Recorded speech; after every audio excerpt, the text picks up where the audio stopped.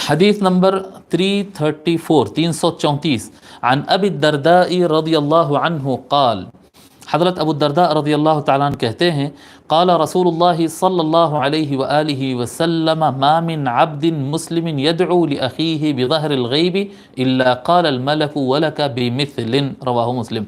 رسول اللہ صلی اللہ علیہ وآلہ وسلم ارشاد فرماتے ہیں، جب کبھی کوئی بندہ اپنے بھائی کے لیے پیٹھ پیچھے دعا کرتا ہے، یعنی اس کے سامنے نہیں، منہ پہ دعا کرنا یہ بھی ٹھیک ہے، بہت اچھی بات ہے، لیکن اگر کوئی بندہ غیر حاضر رہے اور اس کے لیے کوئی بندہ دعا کرتا ہے تو الا قال الملک، تو ایک فرشتہ جو مقرر ہوتا ہے، ہر انسان کے ساتھ ایک فرشتہ مقرر ہوتا ہے، وہ فرشتہ وَلَكَ بِمِثْلٍ کہتا ہے اور تجھ کو بھی اسی طرح سے آتا، اے اللہ اس کا بھلا کر دے، فرشتہ کہتا ہے آپ کو بھی اسی طرح سے ملے۔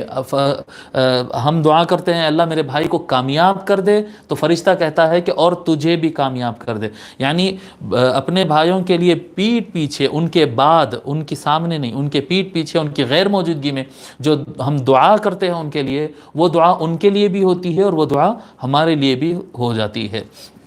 اس کو امام مسلم نے روایت کیا ہے۔